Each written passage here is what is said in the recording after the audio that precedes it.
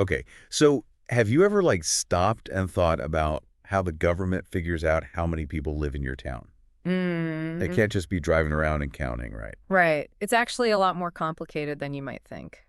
That's what we're looking at today with this report from the GAO, the Government Accountability Office. Hmm.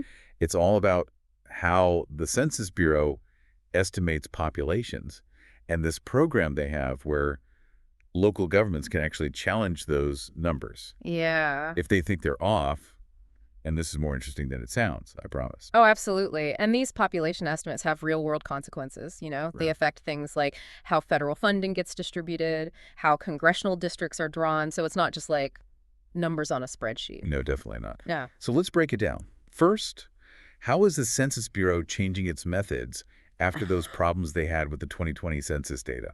Well, the pandemic really threw a wrench in things, right? It Yeah. caused all these delays and privacy concerns. So they couldn't just use the 2020 census as the starting point for their estimates like they usually do. So what did they do? They got creative and came up with this thing called a blended A base. blended base. Yeah, it's basically a mix of the 2020 census counts with other data, Okay. like birth and death records, Medicare enrollment, things like that. So it's kind of like using all these different puzzle pieces to make a more complete picture. Exactly. And to make sure this blended base is accurate, they even have a special team. Really? Yeah, it's called the Base Evaluation and Research Team, or BERT. Brute. Yeah, they're always monitoring the data making adjustments to keep it as reliable as possible. So it's not like a set it and forget it kind of thing. Definitely not. And they're not just fixing past problems either. They're also trying to find new ways to improve population estimates going forward. Oh, like what? Well, one interesting project is about getting better estimates for the foreign-born population. Okay. That could have big implications, like for immigration policy debates and stuff. Yeah, for sure. So what else are they working on? Well, they're also comparing two different ways of estimating county populations. Okay. They have the housing unit method Uh-huh. and the cohort-component method. What's the difference?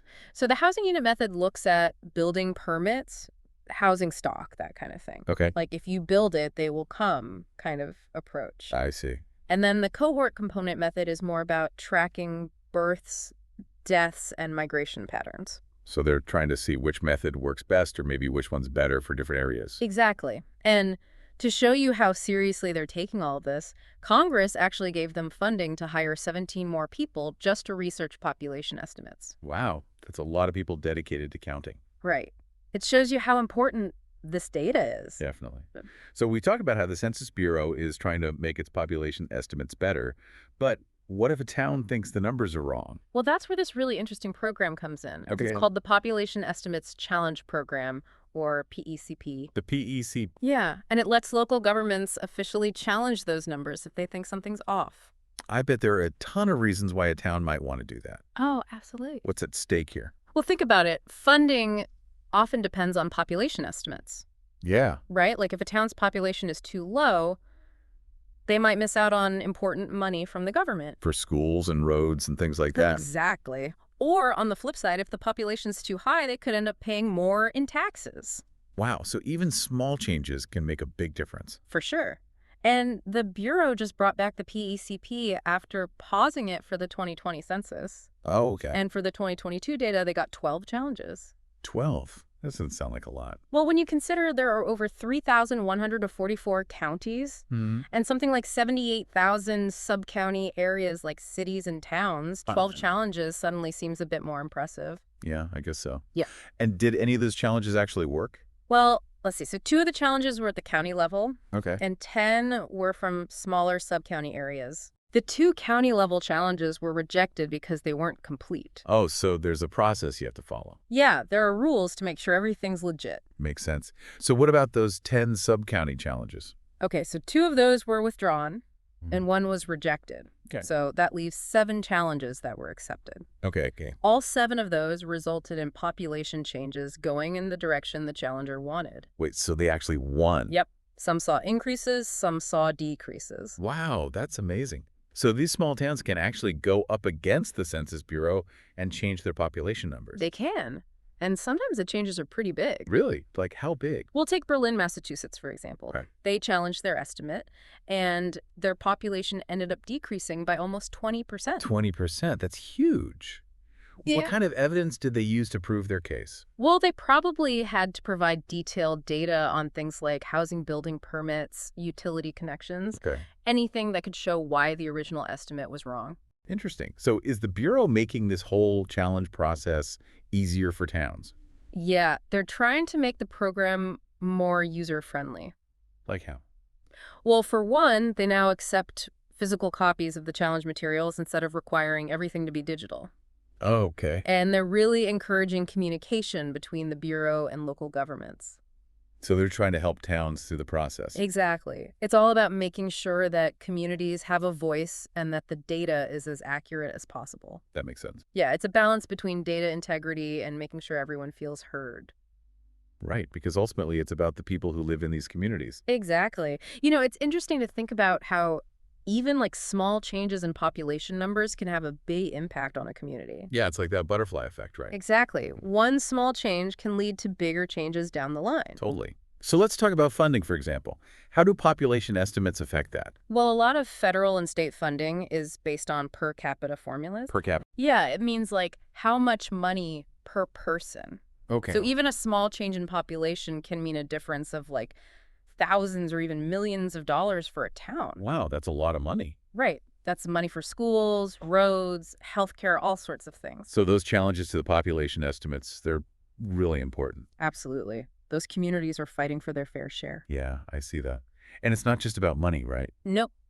Population estimates also affect political representation. Oh, how so? Well, they're used to decide how many congressional seats each state gets Okay. and how those districts are drawn. So if a town's population is undercounted, they might not have as much say in the government. Exactly. They could have less influence on the policies that affect them.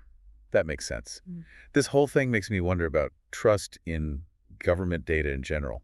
Uh-huh. Do you think all these efforts by the Census Bureau, the research, the challenge program, do you think that helps build trust? I think it definitely helps. How so? Well, by admitting that there are challenges and by trying to improve accuracy, Yeah. the Bureau is showing that they're committed to transparency and being accountable. Okay. And by letting local governments participate, Right. they're fostering collaboration and shared responsibility for getting it right. It's like they're saying, we're all in this together. Let's work together to get the best data. Exactly. And that kind of collaboration is so important, especially now when there's so much misinformation and distrust out there. Yeah, that's a good point. It makes me wonder, though, with all this effort and research, will we ever have perfectly accurate population estimates? That's a great question. Or is it always going to be like trying to hit a moving target? Honestly, I don't think we'll ever have perfect data. Why not? Because populations are always changing. People are moving, being born, passing away. It's a dynamic process. That's true. But that doesn't mean we shouldn't strive for the most accurate data possible. Right. It's about always trying to improve. Exactly. Refining the methods, using the best information available. Oh. And don't forget about engaging the public. Well, yeah. This isn't just about data scientists working alone. Right. It's about listening to communities and incorporating their insights. So it's a two-way street.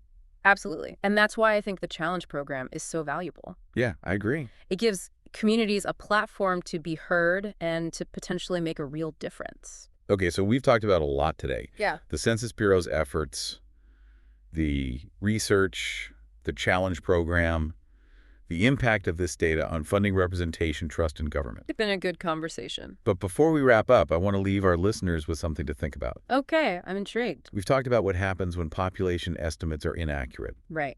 But what about the impact of those small adjustments?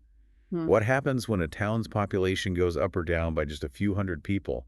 Does it really make a difference? That's a fantastic question. Right. It makes you think about those small changes Yeah, and how they might play out over time. absolutely. It's a really nuanced issue. Yeah, because on the surface, a small change might not seem like much. Right. But when you look at the long-term effects, it could be a different story. Yeah, it really does make you think like those first dominoes falling, setting off a chain reaction. Exactly. Like compound interest, a small change in the rate might not seem like much at first, but over time it really adds up. So like with population, even a small increase or decrease could signal bigger things happening. Yeah, exactly. It could be a sign of economic growth or decline, Yeah. shifting demographics, changes in housing costs. Those small changes can be early warnings. So it's like a checkup for a town. Right, exactly. Like a doctor checking a patient's heartbeat, Yeah. you can see if things are healthy or not. I like that analogy. So local officials could use those population changes to make better decisions. Absolutely. For things like infrastructure, housing policies, even attracting businesses. It's amazing how these numbers can tell such a story about what's really going on. Right. It reminds us that data isn't just about facts. It's about people and their lives. And understanding those stories so we can make our communities better. Exactly. It's about giving people the knowledge to shape their own futures. And that's what we've tried to do today. Learn about population estimates and think about the data that shapes our world. It's been a great conversation. So remember, knowledge is power. Stay curious, stay informed, and let's keep working towards a better future for everyone. Until next time.